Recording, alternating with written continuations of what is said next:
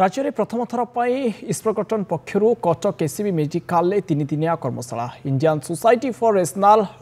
फार्माकेथेरोपेटिक्स तरफ 17तम वार्षिक कर्मशाला Cuttack ACB medical नूतन conference hall आयोजित हो जाइछि।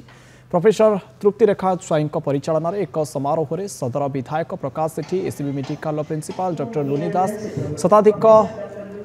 फार्माटोलॉजिस्ट क्लिनिशियन एवं नर्सिंग सुपरभाइजर पारामेडिकल ऑफिसर जोगदे वर्तमान समय रोगी मान स्वास्थ्य को आखि आगे रखी किभली नुआ प्रकार मेडिसिन तैयारी करी हेबो सेनी अनेक वैज्ञानिक माने जोगदे एथिरे शिक्षा देथिले। या व्यतीत लोक माने किभली मेडिसिन को ठीक भाव में व्यवहार करेंगे सेनी सचेतन मध्य करा जायतिला।